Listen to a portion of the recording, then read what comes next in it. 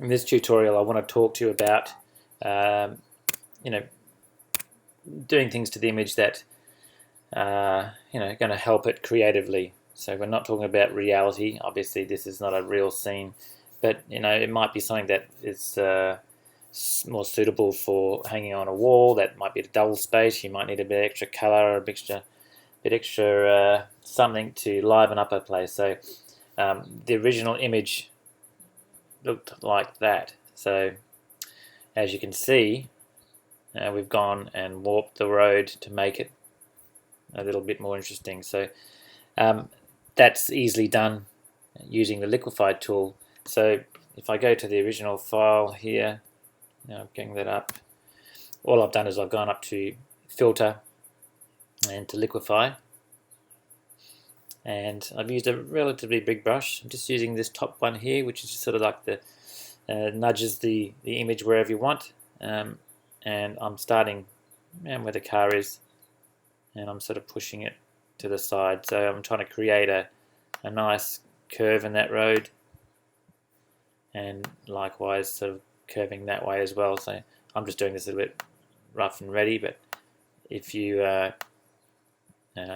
have a bit more time, you can muck around with it and refine that curve. If you find that if you get a little bit smaller, then you can work on some of those areas that look a little bit too sort of a square.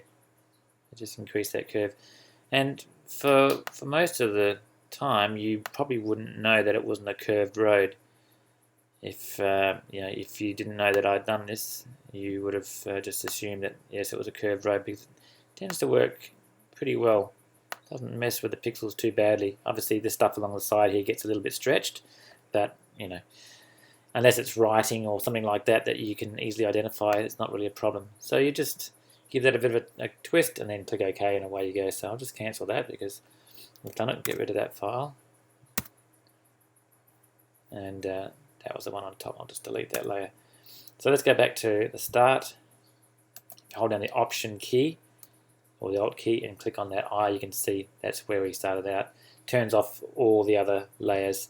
Actually, the original one that I exported out, I did mess with the color a little bit, just the white balance, to take a bit of that yellow out of it, make it a bit more neutral.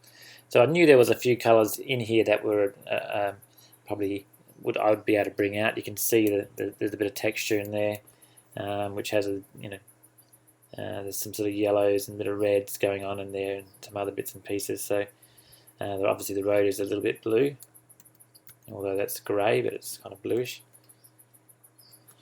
Okay, so the first thing I did is I apply image, and what I wanted to do is just to focus the light in towards the center again and just create a crazy vignette. So you can see there how it's using apply image, it's darkened it off, and there's my layer mask there. You can see I've obviously wanted the light to fall over the car, and if I turn that off, you can see that's what apply image has done. If you hold down the shift key and click on this layer mask, it will disable that layer mask, and you can see how I've just rubbed it out. But anyway, to do apply image, I'm sure most of you have already worked this one out before. I duplicate the photograph, go up to image, apply image, change the channel from RGB to red, and it kind of gives you that desaturated grungy look, and then click OK. Otherwise you can click on the mask, change the channel from there to red, and then click the invert button, and it just gives you the same grungy look, but it's much lighter. But I'll turn that off, click OK. Then obviously we just add a layer mask down here, click on this icon. We select the brush tool, which is B on the keyboard, make our brush a little bit bigger. Actually, I won't use that brush because that is something else. Go back and just grab one of these. That's a little bit big, and that's 100% sort of. I usually start off where I want the main center of interest, sort of where I want most of the light. I'll hit that at 100%, then I'll go down to 30%, and I'll just start brushing all around. And I'm sort of doing it a bit irregular. Don't want the corners to be too dark. They can tend to get a bit dark.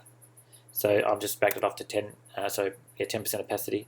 So if you hit 1 on the keyboard, that's the shortcut. and then you get that light stylized a bit more, so it's focusing your eye towards the center of the images where you want the action to be. So that's what I've done. I'll just delete that layer. Go back to that one. There it is. Then I've just done a hue saturation adjustment, and with that it was basically just a stock standard. Here we go, hue saturation. Kept it on master, and I've just brought the saturation up a little bit, like so, and I might have just moved the hue possibly, something like that. So let's have a look here. There we go, there's what I've done. Saturation up, hue up, +7, +48. Next thing is that I've done a curves adjustment layer, and that's to add a bit more of that sort of grungy look, and I've brushed in.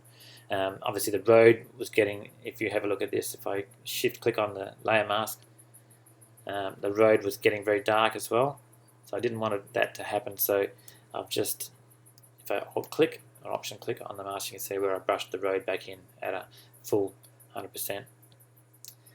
And yeah, so that curve adjustment layer, there's our curve there.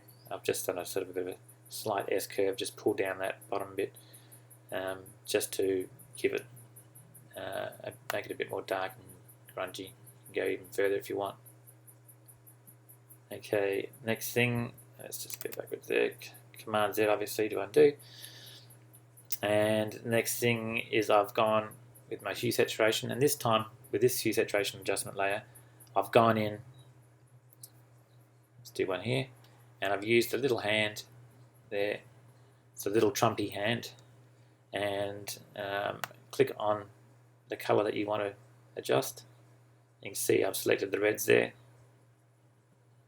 pull them up, find a yellow somewhere, there's a yellows, add a bit more yellow to it, and all of a sudden you're starting to get those colors starting to pop out. You're getting that separation, so all of a sudden instead of it just being a flat plane, now it's becoming a bit more three-dimensional. So that's kind of a nice way to add a bit of color. In the one I've done here, you can see I've actually put done some brushing away, because I think maybe I thought this got a little bit colorful. So let's have a look. Delete this one we just done. Here's the one I did earlier. If I shift click on that, you can see it's a little bit colorful on that side, so I've just pulled it back a bit, just by brushing on that mask. Okay, so that's a hue saturation. The next thing, I've done a levels adjustment layer, because I thought this top area was a little bit too light.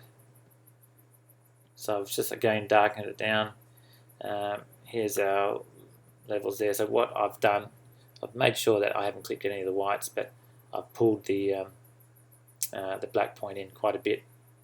But doing that, I've also brushed a lot of it, and you can see where it's white, the areas over here where it's whiter and lighter is where I wanted to darken it down. These are the areas I didn't want to adjust at all. I wanted that road to stay the way it was. So if I shift click on that mask, you can see that's what happened when I did put all that extra black in there. It's obviously too much. So by using that layer mask, I've just brushed it, pulled it back, made sure the road still had the detail in it. Next thing is I've done a mid-tone contrast, and you can see how that's made those little yellow spots pop even more. So with a mid-tone contrast, what I do, so I stamp a visible copy on top.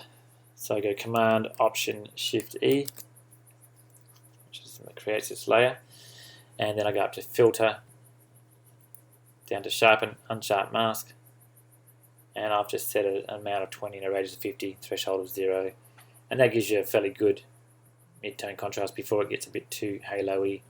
You go much further than that, then you need to start thinking about using maybe a luminosity mask to pull some of it back, or just brush it in where you want it. So that's just giving us, that's my stock standard luminosity, mid-tone contrast settings there.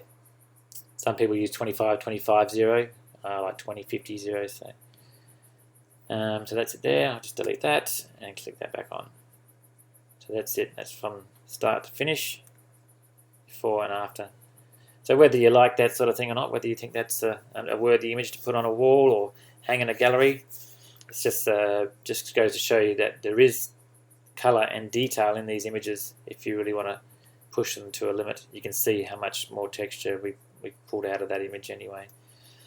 And last thing I might do is put a little border on it, Command Option C, because it's a canvas size, and let's put a little border around that, 6 centimeters, 6 centimeters. Make sure the relative box is ticked.